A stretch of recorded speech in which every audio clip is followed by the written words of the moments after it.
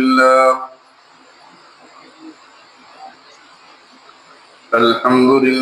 وحده والصلاة والسلام على من لا نبي بعده ولا رسول بعده ولا معصوم بعده أما بعد فإن خير الحديث كتاب الله وخير الهدي هدي محمد صلى الله عليه وسلم وشر الأمور محدثاتها وكل محدثة بدعة وكل بدعة ضلالة وكل ضلالة في النار. أعوذ بالله من الشيطان الرجيم. بسم الله الرحمن الرحيم.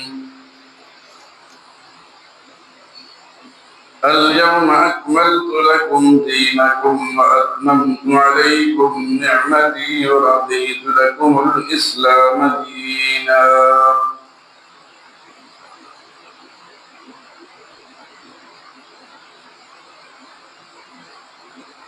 آج کے دن میں نے تمہارے لیے تمہارے دین کو مکمل کر دیا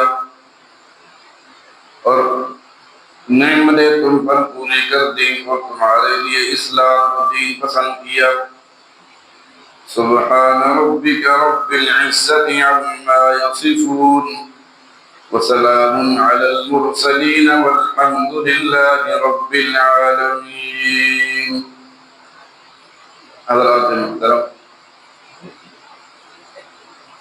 پچھلے جمعے کو اسی موضوع پر مختصر سی بات کی تھی. آج کوشش ہے انشاءاللہ اسی کو تھوڑا آگے لے کر چلیں. سورہ مائدہ کی یہ آیت،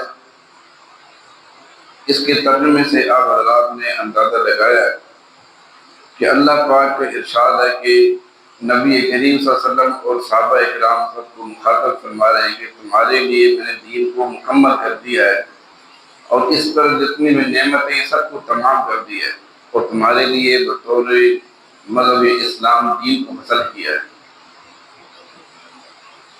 اب صحابہ اکرام رضوان اللہ تعالی علیہم اجمعین، انہوں نے محنتیں کی، دنیا میں پھیلے اور دین کو پھیلایا، جگہ جگہ پہنچ کر اپنی جانیں قربان کی. اور یہاں آج ہم مسجد بنا کر بیٹھے ہیں، مسجد میں نماز ادا کرتے ہیں، ساری عبادتیں کرتے ہیں. یہ سب انہیں محنتیں ہیں. وہ محنت نہ کرتے تو آج یہاں تک شاید اسلام نہ پہنچتا. احادیث مبارکہ سے پتہ لگتا ہے، نسائی شریف اور ترمذی شریف کی ایک روایت ہے. ایک صحابی رسول ہیں حضرت عرباض بن ساریہ رضی اللہ تعالیٰ عنہ. وہ فرماتے ہیں فَإِنَّهُ مَن يَعْشِ مِنكُم بَعْدِي فَيَسَيَرَىٰ اخْتِلَافًا كَثِيرًا فَعَلَيْكُمْ بِسُنَّتِي وَسُنَّتِ الْخُلَفَاءِ الرَّاشِدِينَ الْمَهْدِيِّينَ تَمَسَّكُوا بِهَا وَعَضُّوا عَلَيْهَا بِالنَّوَاجِذِ وَإِيَّاكُمْ وَمُحْدَثَاتِ الْأُمُورِ فَإِنَّ كُلَّ مُحْدَثَةٍ بِدْعَةٌ وَكُلَّ بِدْعَةٍ ضَلَالَةٌ. اور دوسری روایت میں وَكُلَّ ضَلَالَةٍ فِي النَّارِ. اللہ کے نبی فرماتے ہیں کہ جو شخص میرے بعد زندہ رہے گا وہ بہت ہی زیادہ اختلافات دیکھے گا.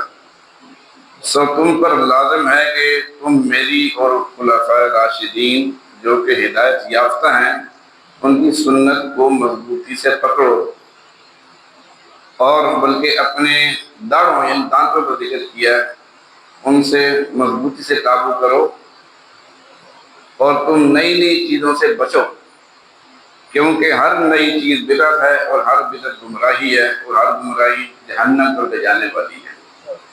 اس آیت کریمہ جو آپ حضرات نے پہلے سنی کہ دین کو مکمل کر دیا ہے.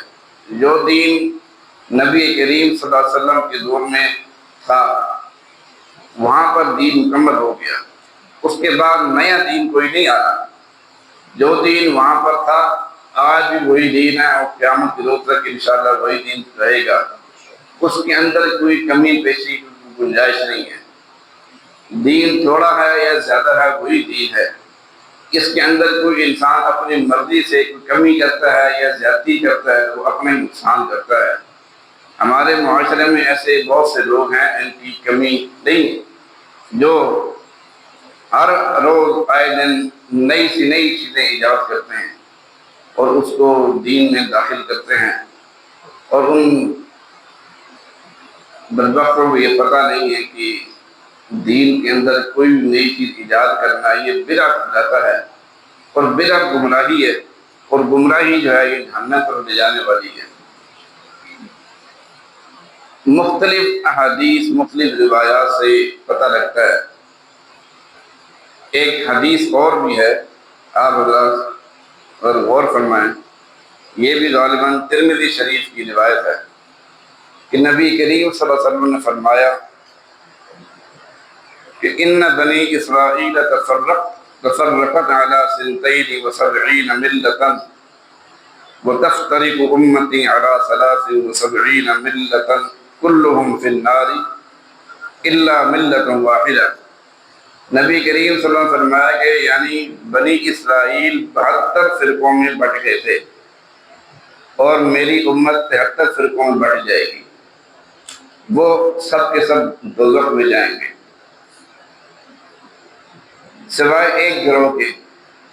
نبی کریم صلی اللہ علیہ وسلم پوچھا، قالوا ومن ہے یا رسول اللہ، پوچھا وہ کون سے گروہ ہے؟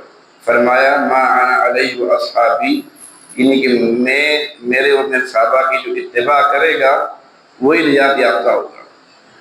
یہ ایک آیت کے اندر بہت ساری باتیں آگے نکلی جا رہی ہیں کہ دین مکمل ہے، اس کے اندر کوئی کمی کرے گا زیادتی کرے گا وہ نقصان اٹھائے گا۔ بنی اسرائیل کے لوگوں میں انہوں نے ایسی حرکتیں کی تو نبی کریم صلی اللہ علیہ وسلم کی اس حدیث سے آپ حضرات کو پتہ لگ گیا کہ بدعت جو بھی کرے گا، کسی قسم کی دین کے اندر زیادتی کرے گا یا کمی کرے گا، وہ گمراہی کا سامان پیدا کرے گا، اور اس کا ٹھکانہ پھر جو ہے وہ جہنم ہی ہے، اور جہنم کوئی اچھی جگہ نہیں ہے، بہت بری جگہ ہے، تکلیف دہ جگہ ہے۔ نبی کریم صلی اللہ علیہ وسلم کا یہ فرمان ہے کہ میں اور میرے صحابہ کی جو اتباع کرے گا، جو ہدایت یافتہ لوگ ہیں وہی کامیاب ہوگا، وہی نجات یافتہ ہوں گے۔ اگر ان سے ہٹ کر کوئی چلے گا تو یقیناً وہ گمراہی ہے۔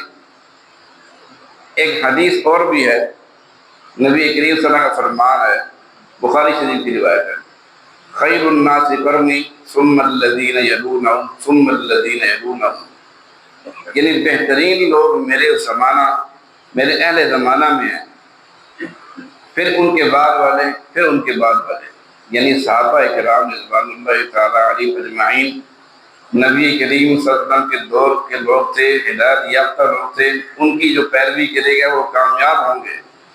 ان کے بعد والے یعنی تابعین، ان کی بھی جو پیروی کرے گا وہ بھی انشاءاللہ کامیاب ہے۔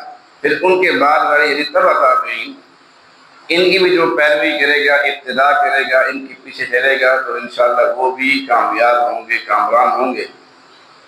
تو یہ تین قسم کے لوگ نبی کریم صلی اللہ علیہ وسلم کی حدیث سے پتہ لگتا ہے کہ یہ راہ راست پر تو ہیں، باقی بھی ہیں، لیکن ان کے پیچھے چلنے والے جو ہیں وہ انشاءاللہ نجات ہی پائیں گے، گمراہ نہیں ہوں گے۔